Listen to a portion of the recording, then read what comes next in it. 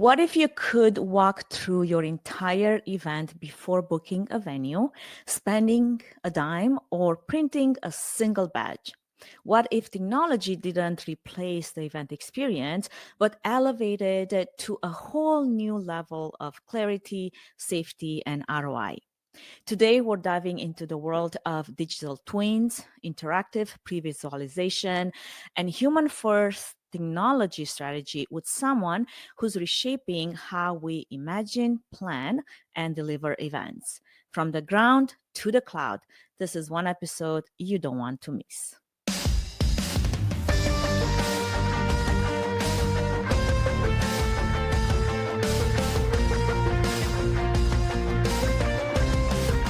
Welcome to the Events Demystified Podcast, where we demystify the world of in-person, virtual, and hybrid events, AV production, and AI technology by sharing practical tips, tricks, and strategies to help your event succeed. This podcast is brought to you by Trefan Events, a woman-owned boutique event production agency that caters to event professionals, small business owners, and entrepreneurs. We specialize in AV and AI education, integration, automation, and implementation, all based on our Fit for Events framework, which focuses on futuristic AV production, innovative AI technology, thriving audiences, and empowering behind-the-scenes teams. And I'm your host, Anka Platon Trefan, with over 2 decades of hands-on experience in event production, event management, and now AI technologies and cybersecurity. Welcome back to another episode of the Events Demystified Podcast, where we explore the intersection of AV, AI, and leadership with a focus on fit for events, wellness, and innovation for event professionals as well as small business owners. I'm your host, Anka Platon Trefan, and today I am thrilled to introduce you to a guest who brings both deep experience and bold vision to the table. Iain Morrison is the CEO of an event tech startup that sits at the intersection of spatial computing, scalable event infrastructure, and high-pressure problem solving. He's delivered hundreds of major events globally and is now pioneering how digital twins and immersive pre-visualization can reshape our industry and our sanity. And with that, without further ado, let's welcome our guest to the show.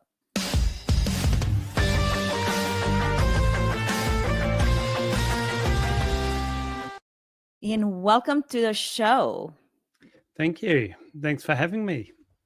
Well, I'm so glad that we figured out a time and a day to make this happen. Iain is calling all the way from Australia, very early in the morning, probably already having his cup of coffee. I already had about 3 by now, so maybe I should stop at this point. We're good to go. Yes, I'm so good to go. But before we dive any deeper into the topic of today's conversation, I always like to start with a bit of an icebreaker. Are you ready for that, Iain? I am. All right. Well, let's see. If you could pre-visualize one completely non-event related experience, anything from to cooking dinner in full 3D, what would it be and why? That's a great question. And I've got to say, I like to travel a lot. I love going to really remote places in Australia, especially, as well as around the world. And I think I would start to pre-visualize some of my favorite places around Australia and the world. My son spends a lot of time on Google Maps in Street View, previewing, walking, as he says, I just like to walk around the streets of the cities I want to visit to soak it all in. And I think there's so much better way we will be able to do that in the future. Is that Street View, it'll be a 3D environment that you walk around like a video game. So yeah, that's what I would do.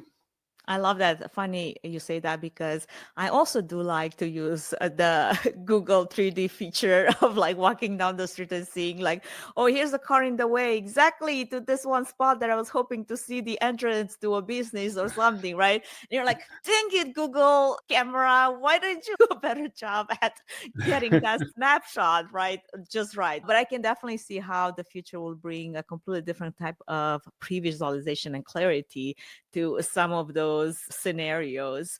And what a better way to kind of get yourself acquainted with a place, right? For example, we're taking our family vacation for the very first time in Mexico. And let me tell you, some of the Mexico streets do not have this dialed in all that great, okay? So here you go on the street thinking, oh, this is all safe for tourists, until like you reach the dead end and you're like, okay, now what? I feel like there's something hidden right now. Yeah, but it's a great way to explore the world. And I think it's only going to get more advanced. And it's a really good introduction of how 3D environments will be in the future, is to be able to be more immersed and more engaged with them. And not to take it into an episode of Black Mirror, but I would also like to kind of like transport myself into this environment, right? And sort of like interact with it if possible in the future. Just saying. I'm sure somebody's thinking about that technology moving forward. But before we get into that, I would love to actually get a chance for our audience to get to know you. Your journey started in events at a very young age. Can you walk us through that early experience and how it shaped the way you lead and innovate today? Yeah, so I was fortunate enough to start my journey in primary school. Everybody had to play a part in the school play, and I think everyone decided that I should not be on stage. So I was relegated to the backstage world, and I loved it and had a great time. And then when I went to senior school, we had to choose 3 electives, and stage crew was one of them. And we were really fortunate. We had a great school theatre and we did some really incredible productions. And it got me hooked on the industry and the excitement of creating events and being a part of them. And I never left. I went to university and studied production and stage management. And then my whole career has been in the theatre and events. And I look back on those early days and I think, in terms of innovation, we did some pretty crazy stuff. I remember one year we were cutting holes in the ceiling of the school theatre so we could hang more equipment from the rafters. There was no riggers. No one had a rigging certificate. Nobody consulted an engineer. And we were doing some pretty big shows in there. I remember we were like 128 park hands and big truss structures that were taking on these crazy angles. And I look back on those days and we were pretty innovative for a group of school kids, but we're also very, very lucky. So yeah, that's been my career, is I guess pushing boundaries wherever we could and not taking no for an answer, always being able to cut a hole in the ceiling and hang something or create something that people really didn't think was possible. Actually, I have a definition for that. I would like to call that being resourceful and industrious. And just like I started my way in radio, actually, way back in high school and college, back in Romania. And then when I moved to the US, I found myself coiling cables in AV production warehouses and working my way up the ranks from the very bottom. And I think those early hands-on experiences, figuring things out and being industrious and resourceful to find ways to do things, creative ways sometimes to do things, not always the safest ways, but for sure it did work. It has taught me more about, I think, trust, pressure, logistics than any degree could ever have done it. Although engineering as well and lighting design, all of that, I still feel like there's so much benefit to actually learning hands-on, especially when it comes to trades like AV production, and I'm sure other trades as well. So as I'm thinking of your journey, what's one thing that you feel like most people don't really know about when it comes to the actual complexity of running high-level events behind the scenes? I think your analogy of coiling cables, or your story rather of coiling cables, if you don't know how to coil a cable, then really you're going to miss out on a whole heap of opportunity to be able to innovate at a later stage. You really knowing that diversity. But I think a lot of people don't understand the teamwork that it takes to deliver an event and the temporary nature of those teams. And nowadays, so many events create such high performing teams brought together in a very temporary environment. So we're all freelancers or different teams of people working together. So AV sound, lighting, staging. We don't always work together on every single show. We come together, we deliver a show, we move on to the next one. And creating those high-performing teams to deliver events and managing those teams is very unique to our industry, because a lot of industries that have similar environments have those teams are together for many years and train together and live together and deliver together year on year, and they know each other intricately. Whereas in events, we don't get that opportunity to stay together as a team, and very rarely do you have one team that delivers every single event day, month on month or week on week, or however frequently you're delivering events. So I think that's probably something that a lot of people just don't understand about the industry, is what goes into bringing all of those people together and creating that synergy that delivers events.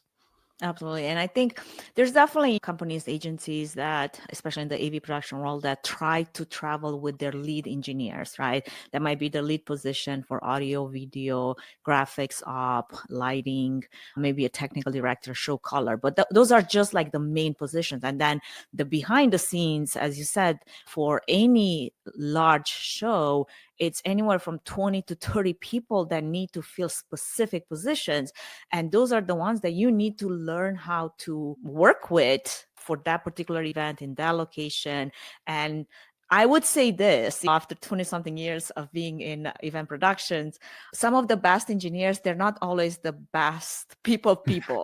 No, that's so true. They're very good at their skill and their craft, but trying to be more of a person, not always in their skill set. So you have to figure out how to navigate different personalities and different behaviors, attitudes, all of that. And it takes a person of a specific skill to be able to do that, as you said. Now, I will also add, coiling cables the wrong way, that is a big pet peeve of mine. It's the first thing everybody should be taught, is how to coil a cable. Like, seriously, it's a craft, and people don't realize how much time is wasted on a show. Oh my gosh. Especially if you can't coil a cable properly, uncoiling those cables is just a nightmare. But I think for me, I came up, a lot of the events I've worked on, we have crews and teams in the hundreds, if not up to thousands of people. And like some of them, you're working with for 12, 24, 48 hours. It's a very short time frame that you've got to bring that team together, deliver the show, and make it all work seamlessly. And that's a real challenge. So from live operations to leading a tech company, your career obviously spanned some serious terrain. So what inspired the shift to pre-visualization and immersive planning? Yeah, it's a great question. We were delivering events in Australia and started to use this technology through a business I had at the time. And the more I looked into it and the more we started really, I've been in the pre-visualization business. I think I first started drafting in CAD around 1998 and doing renders. And so I've been in the pre-visualization space for a long time in CAD and rendering, doing that. But very recently, in the last few years, there's been a huge shift in technology. And that shift in technology is allowing us to create environments that have never been possible before, where you can deliver an entire event set up virtually via the internet, where people can walk around and engage with it ahead of time. So we can do that months ahead of time. And it came to a point where my wife and I were like, okay, well, what do we do? Do we keep delivering events and doing the same old, or do we take a chance and see where this technology can take us and what's possible with it? And yeah, look, the opportunity was too good to pass up. We might be crazy, who knows? The next few years will tell. But if you don't go and try these things, you'll never know. That's the thing about not doing something, is you don't know if you would have succeeded or not. So I've always got an event career to fall back on, a delivery career. So why not go and give this a red hot go? And I think from the feedback we've had, we're 12 months old in a couple of weeks. And from the experience and feedback we've had to date has been fantastic. People are loving what we're doing. So, yeah. I love it. Well, I've had actually quite a few conversations about different type of virtual event environments. We talked about Web 2.5 events. We talked about Metaverse. And I feel like now with the advent of AI, we are talking about 3D, VR type of visualization. And just recently, I just came from Steven Connect, the user conference, and ICOM, they're friends of mine, production company out of Minneapolis, and they were showcasing their VR technology for technical walkthroughs. So before you even showed on an event site, hoping that it all works on site, you would have the ability to see how the entire room looked, especially from a technical production point of view, like where the stage is, where the lights are, where the speakers are, where the tables are, where everybody is, what's the visual for every screen, all of that, and be able to make changes prior to being on site again, because sometimes you're on site and you're like, well, you want all those last minute changes. It's obviously going to cost so much more because now we have to account for timing and labor and all that. So let's dive a little bit into this idea of the pre-visualization concept that you're talking about. How is it different or maybe similar to some of those technologies? It's not completely different. So what we do is we create the event virtually where you can walk through. We can do it in virtual reality, but we understand that most of our clients don't have virtual reality equipment. So we deliver via pixel streaming over the internet or a downloadable packet that you can view in a web browser on your computer, and you can navigate around your event virtually and you can experience it. You can sit in seats. You can change signage, you can look at the light show, you can look at the pyro show, we can show you exactly what the choreography of the opening ceremony will look like. We can show you what the view down a camera lens on a golf course will look like before you build the TV tower. So that tower is going to be in the right position. So for us, it's about that stress testing of the event before you sign off on a budget or you commit to ticket sales, exactly what you're building, how your money's being spent, and you're doing it with confidence. So we did a digital twin a while back where the client was putting a show into a big top tent, and there were a lot of stands and poles in the way, and they weren't sure about sight lines. And we were able to walk them through that whole experience. Through that, they realized that the stage was probably half a meter too low, and that's 2 foot in the Americas. And they were able to raise the stage. Now, if you get to site and you build a stage and you put the seats in and realize that stage is too low, you've got two things are going to happen. One is you just have to accept it, and people, your patrons, are not going to have the best experience. Or two is you're going to spend a ton of money pulling it down and raising it up again.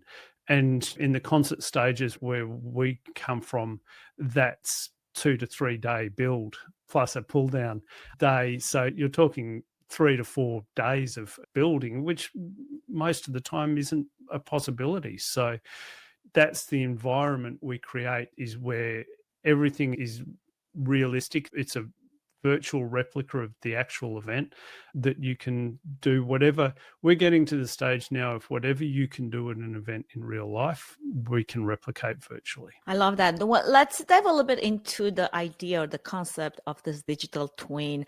I've actually seen it more and more pop around in content and people talking about it. And for anyone that's not necessarily familiar with this concept, let's give it a good definition. And then as you think about the future of digital twins in events, how do you see that evolving in the next few years? So digital twins are a virtual replica of a real life environment or object. And a good example of this would be a jet engine on an aeroplane. They create digital twins of the jet engines, And then engineers can sit in a office somewhere and they can look at exactly how the engine's performing, what the wear and tear on the parts are, because it takes the data from the engine in real life, in real time, and puts it into the digital twin. So they are seeing exactly what is happening to that engine at any point in time.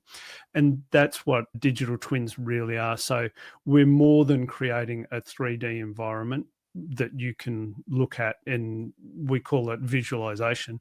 We're at the stage now where we move past that visualization and we can take data from a real life event, be it air conditioning, temperatures, generator loads, lighting positions. So your lighting can be replicated one-on-one in a virtual twin. The pyro can be replicated one-on-one in a digital twin. And that can be done in real time, or it can be done ahead of time. So you can pre-program it and then upload it into your consoles and things.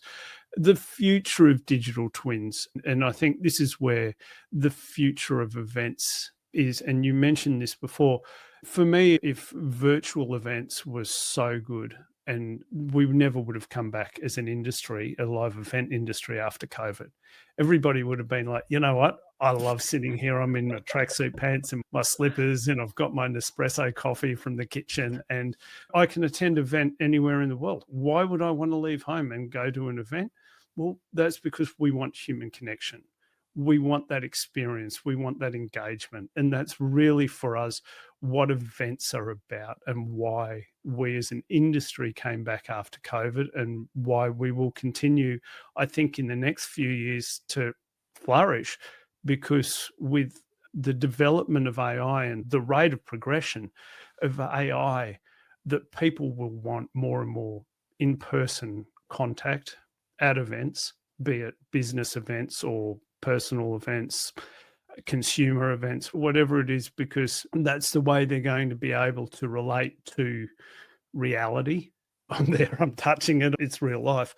So I think where we're at is, how can we use the data that's coming out of events? There's floods of data now, behavioral analytics and flow rates and dwell times and densities and all of this data that comes from events. How do we now take that data, and how do we enhance the human experience of events into the future by using that data to be able to better the human experience at the event based on previous experience? So we know, okay, this is the way people interacted with that event or that venue in the past few years or the past few events.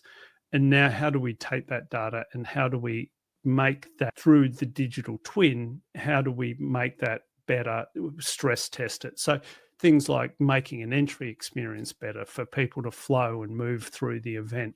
You might have had bottlenecks traditionally at the event. We can take that data and we can run scenarios that will allow you to stress test that virtually before you put changes in place in real life. So I think that's the future of digital twins, from our point of view anyway, is really to enhance that human experience at events. Absolutely. Talking about a little bit of the AI, picking up on this idea that if virtual events were so amazing, we would never have gone back to in person. I think it was Mark Cuban that recently came up with nothing like extraordinary, because we already knew that, but he said it, and he's famous enough to actually get enough traction to be heard. Because of AI, in-person events will become way bigger and way more of an avenue for people to get to experience connection outside of everything that is being generated right now, because a lot of content, including video content and video avatars, AI avatars, are being generated nowadays, to the point where you might not know what's true and what's not, right? Some of the video generators, VO3 out there, are getting really, really good. So talking about digital twins, I'm thinking also like of this idea of like how great would it be if we could take a bunch of the data, like our own health data, and we looked at ourselves as a digital twin and then visualize some of the issues you might have that you didn't know you had, like you had a little bit of fat around your organs and inflammation here, and you literally can see who you are now in the present. And if you don't take some measures, health measures, to overcome some of the age-related degradation that just naturally happens, you could fast forward to this version of yourself, and then you can visualize how, if you don't do something about your health now, you're going to end up here becoming this, right? So like just that whole idea of like, oh my gosh, now I see it, you got to do something with it. I'm pretty sure the health and pharma will take this into the next level. But I'm already thinking of that. Oh, I would love to see, because I get all these DESA scans for especially being into bodybuilding and health and fitness, and wanting to see my muscle mass and all the lean muscle mass that I'm building. I'm like, oh, I would love to see that internally too, and my organs and everything that's like working and doing. Totally off topic from AV production, but I'm already thinking like, oh my gosh, that would be so amazing if we could use some of the data that we already collect, right? Like, that we already have. And the same ways, as you said, like we're seeing, I feel like the event industry is one of the largest data sets of information and just data that's being collected over the years and archived that we haven't done much with. And I think that's one of the biggest problems, is that all this data that we collect, registration data, event data during the event, post-event, what are we doing with it? How are we using it to improve our events? And as you mentioned, having the ability to do something with it in a positive, meaningful way could really enhance the event experience. Now, what are some other ways that digital twins can save money and maximize return on investment for events? Yeah, we've touched on this already a couple of times, but I think being able to build your event virtually and to sell that into the client. So we can create, as I said before, anything you can do in reality, we can pretty well do virtually now. So your post-event hype reel, we can create that 6 months ahead of time and use that to sell your concept to the client. Right. So we're not giving them a static render or a 2D floor plan. We're giving them a hype reel that engages them and excites them and has them sign off on the event almost instantly. We've got that buy-in right at the start. We can show your sponsors exactly what the view from their corporate box on the 18th green is going to look like to sell them in, because people nowadays are terrible at visualization. So you tell people a story and they have trouble seeing it, visualizing it. They're like, I just don't see it. It's something I've heard so often through my career, probably almost as much as I didn't think it was going to look like that. They're the two things that you hear from clients. I just can't picture it, or I didn't think it was going to look like that. And they're the problems we're here to solve. Is now you can see it, now you can experience it, now you can walk around it. You get the buy-in of stakeholders, you get the buy-in of clients, you get the buy-in of sponsors. We can show people all of the signage options. We can show them the journey from the corporate box to the seat, or whatever it is that they want to experience. So that buy-in, that's really a big return on investment, because now you can look at ways we can upsell people ahead of the event. We can find more branding opportunities, more upselling, seating, and that sort of thing within the digital twin. I think the return on investment into the future, as you've said, that the data sets that sit from the event world that are unused and untapped are huge. And as we move into really the development of digital twins properly in the event space, moving from just pre-visualization to being able to really analyze all of the data sets that exist, I think the opportunities there for future return on investment and savings are incredible. And that's something we're really passionate about, is taking the data and using it in a meaningful manner. And again, I'll Absolutely. say to engage that human connection, because that's what events are going to be more and more important, is human connection, and you can't fabricate it, right? Yeah, absolutely. And I think the flip side of what you just said is that we also talk a lot about cost per lead or per head, but what about cost per mistake avoided, right? There's a Yeah, serious ROI in huge. getting it right before the load in. So how can event organizers start integrating then digital twins effectively? And what are some of the pitfalls that maybe they should watch out for when adopting the technology? I think the main pitfall with digital twins will be into the few, or in the next sort of 6 months to couple of years, is understanding what it is you want from a digital twin and why you need a digital twin. And you need to do that before you embark on the process. So we'll talk to clients and sort of understand what it is their needs are, or what their needs are, and how we can deliver that through the digital twin. There will be a lot of, I think, AI generated models that will be probably inaccurate and will not deliver the experience that people want, and they will potentially get a bad experience from a digital twin. And I think that's a big risk right now, is people rushing in and going, oh, I can just create this with AI, and it won't. The thing about digital twin is they're exact replicas. They're not kind of exact, because if you're kind of sitting in the seat and you don't get that exact view, then lifting the stage 400 millimeters won't be the right thing to do. So it's, when we create digital twins, we're creating exact virtual replicas. And I think they're the main points I would say people need to be aware of, is why are you doing it in the first place? And is this going to give you a benefit, or are you just kind of fudging it to make it look good or sound good, feel good? For us, that's really where we're pushing the boundaries, is in that realism and that being able to deliver exactly what we say we're going to deliver. Yeah, absolutely. And talking about AI being AI generated, it already implies that is generated and it can be freely flowing outside of the specs because AI has sometimes a mind of its own. So without clear data and a data set to pull from or train on, you would probably not have the clear replica of what you're trying to get. You might get like a visualization of something, but it's not going to be the thing that you're hoping to get. I've also seen teams try so hard to tech their way out of chaos without necessarily addressing operation processes first. And it sounds like you have to first have your workflows, your operations, your processes in place, and then your why. What exactly are you trying to accomplish? And sometimes even team culture. There's definitely mixed feelings regarding many things in the world. It's not just about the tools. But because I want to switch our conversation and kind of move it into more of a leadership, pressure, human-centered strategy type of segment, I'm very curious of, because the way we connected, actually, to go back to the story, we connected on LinkedIn. I really enjoyed a lot of the thought leadership content that you are posting about. And I knew that this is someone that I would want to have a conversation on the podcast.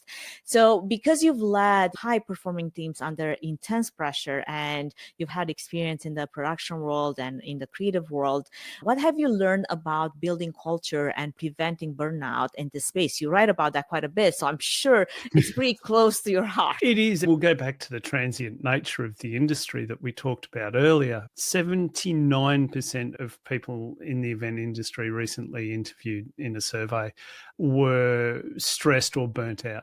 79% of people in this industry. So that's a big number. That's most people feeling some pressure of stress or burnout. The thing is that, again, because of the transient nature of the industry and the old adage of the show must go on, we don't really talk about it too much. And mental health in this industry has never been prioritized or addressed at a mass level. And there are some good organizations nowadays doing some good work in that space, but I think the more voices behind this, the better, because stress and burnout and substance abuse as well has been an endemic problem over the years of my career for friends and people around me, friends and colleagues who have suffered from burnout and stress. So for me, I think there's a great opportunity for us to really use a platform like LinkedIn to connect with people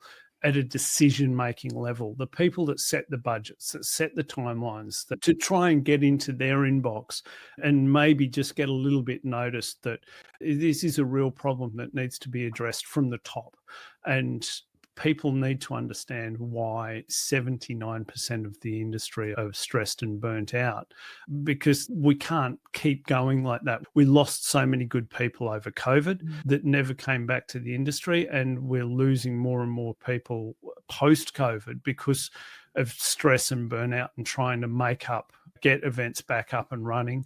We're trying to get to a point where we were back on track with less experience and less knowledge than we had pre-COVID. So there's been this constant almost hustle since 2020 of stress and pressure that has not just been about delivering the show, but all these other outside factors that have come in. And I think it's really important for us to talk about this as an industry and address it. And as I say, try and get into the inboxes of the people that make the decisions that can impact this top level. Absolutely. I'll be honest, the adrenaline is definitely addicting, but it's not sustainable. I burned out myself. I actually had a complete collapse of my physical body on a conference trade show because I was running 24 hours nonstop, setting up programming, and it didn't work. And we had union labor that made it even worse. And the show must go on, like you said, because you're on a deadline, you're on a timeline, and you got to make it work. The client is going to be on your neck, and you push yourself to the moment of exhaustion. The problem is you do that one time and then you multiply it again and again and again, because you turn around and you go to the next thing and the next thing and the next thing. And if there is no boundaries, no clear rest and recharge between any of those segments, and you just keep running, you're going to run yourself into the ground. And that's where, like you said, leadership has to be included, because well-being doesn't just happen by itself. If you don't schedule clear meal times for your tasks while they're on this 14-hour day, they're not going to have time, because while everybody's going out to lunch, they're doing technical rehearsals. They're checking the next thing. So it's vocal myself as well, especially through quite a few of the seasons. I had the mental and physical fitness season on the podcast and just speaking engagements and everything, because I've experienced it myself. There's also organizations. I love the work of, I don't know if you became familiar with Events Minds Matter. Janice Cardinale, she is spearheading that, the whole mental health crisis that you mentioned and how it affects people on all levels on the tandem pole, and how important it is to talk about those issues and be open and vulnerable. And this is not something of a closed closet conversation. It's something that we need to address. So I've been quite a fan of your content, as I mentioned earlier, because those are things that are important things to be said, and more voices added to the choir only help, hopefully, deliver the message forward. I want to touch on how you run your company with your wife, which I think in itself is something unique, and how this dynamic has shaped the way you lead and balance life inside and outside of work. How do you guys make it happen? I tried to work with my husband on a few shows and I fired him. That didn't work out. And that's when we also realized, after years of marriage and having like a great partnership, working together was not going to be one of those things. We're really lucky. We are so fortunate that we can work together and live together. Mind you, having said that, I've seen her for 2 days in the last 4 weeks. I've been traveling and now she's off. But generally, we do spend a lot of time together. And like any couple, I'm sure we have ups and downs, but we have a lot more ups and we have fun. And it's not been easy the last 12 months of setting this new business up and getting some traction, and we're bootstrapped. So everything we're funding the innovation and the development and the technology, and we're just getting to a point now where we're about to go out for investment. But it's not been an easy 12 months for us. And also in that time, we also got married, and we've got a whole heap of personal commitments like everyone in the world. So balancing all of that is interesting, but we have fun and we make it work, and we love doing what we do, and we're passionate about it and believe in it. So it makes it all worthwhile. And I think that not everyone can work with their partner, and you've had that experience, but I'm fortunate that we can, and we're making it work. And we're from very different backgrounds too. So she is human resources, I'm events. So she's a lot about the team and the development of the team, and whereas my focus is on the product and the people and in terms of the clients. So we're very different areas. We're not trying to trip over one another, because I think that wouldn't work. I think that's where our challenge was. We definitely have a very much similar technical background when it comes to shows and setting up, and we wanted to do it our own way. And then we realized that our own way is not necessarily the way that would both like to work as together. So yeah, we just gave up on that and like, okay, you do this, I'll do that, and we'll be happy because we managed to do everything else great aside from that one thing. I want to touch on the future. What excites you most about the future, and especially the future of events, and as it relates to spatial tech? What are some of the challenges that you are overcoming as you speak? Because you said it's been a year and you're still getting started. You're definitely onboarding a lot of financials and a lot of other deployments and development.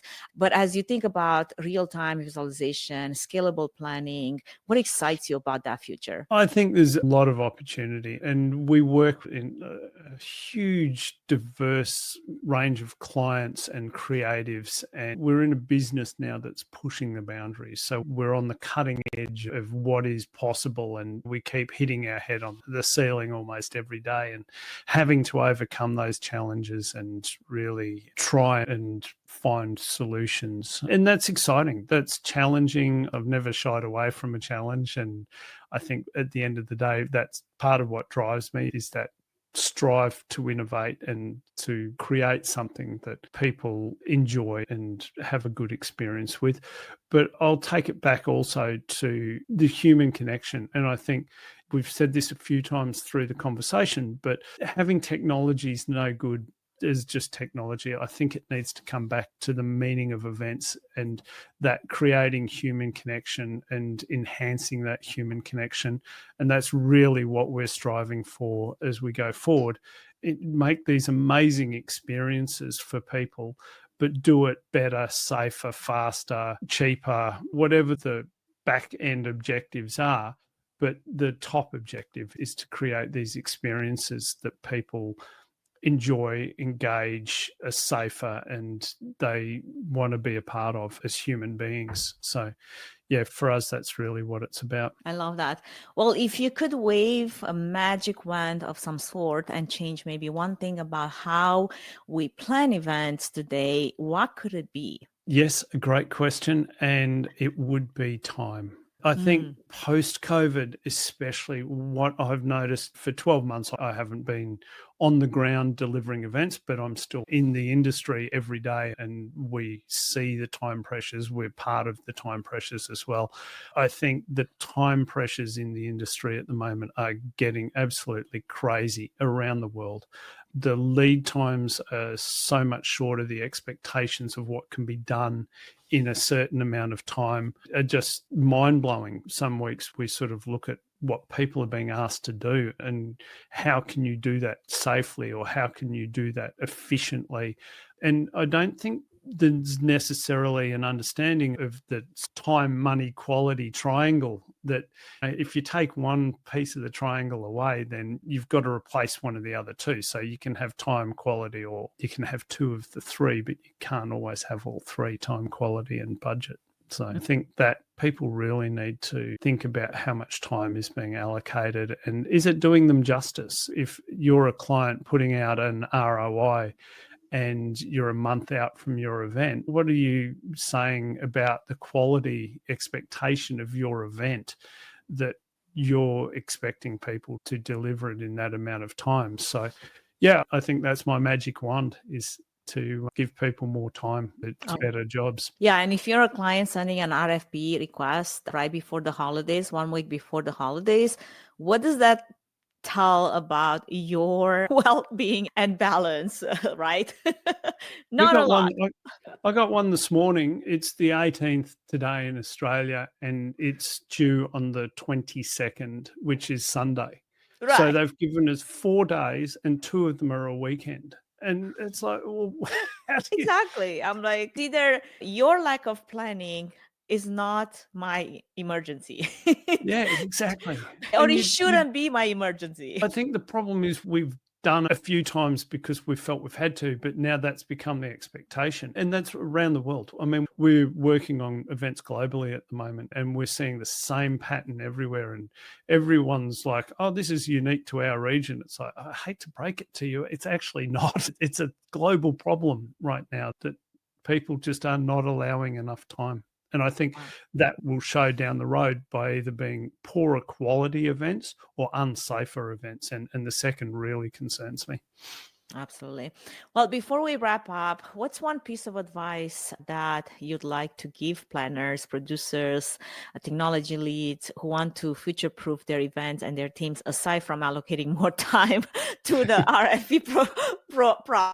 I would say that the next few years are going to be crazy in terms of, if you think 200 years ago, if you'd stood in a paddock with a farmer trying to explain the Industrial Revolution and saying that in 200 years' time, everybody's going to have this little device in their pocket where they can talk to anyone in the world, and it contains the entire knowledge of the planet within it. You can find anything out. You can get in a tin can and you can fly across the world in a matter of hours. You can drive in another tin can. And people just wouldn't have been able to comprehend it.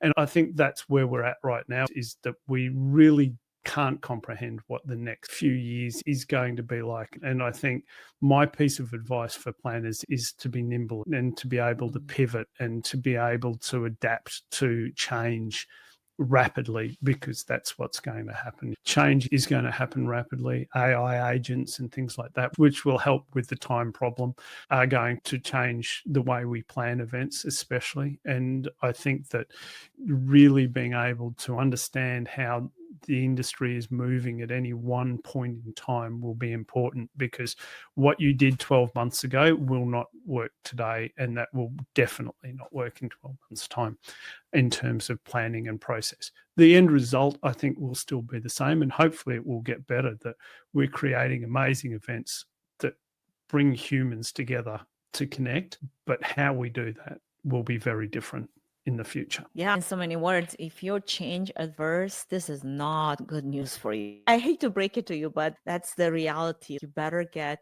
used to change, because it's been coming quite as a tsunami, quite a flood of change just in the last few years alone, and it's not changing, and it's definitely not slowing down. Well, Iain, this has been such a thought-provoking, practical, and inspiring conversation. So wisdom, your innovation, your vision for the future.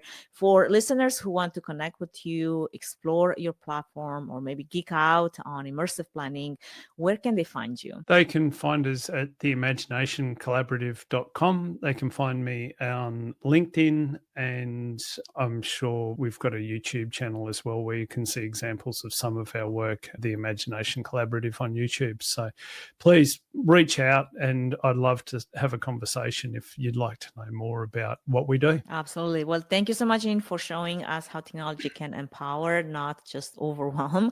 And thank you to all of our listeners for tuning in to another episode of Events Demystified Podcast. If this episode sparked a new idea or helped you see your work in a new way, then share it, leave a review. Don't forget to subscribe for more behind the scenes strategy, innovation, and real talk. And until next time, plan smarter, lead better, and keep building experiences that truly matter. Thank you, and so see much. you next Thank time. you, Renka. Cheers. Thank you for listening to the Events Demystified podcast. If you enjoyed this episode, please share it with other professionals like yourself. If you're interested in learning more about TreeFan events, including our future AI education talks and workshops, or to see how we can support your next event, book a free 20-minute consultation through the link in the episode notes. Don't forget to subscribe to the podcast and follow us on YouTube, Spotify, and social media for updates on future episodes, industry insights, AI news and tips, and more. And if you have any topics you'd like us to cover, feel free to reach out.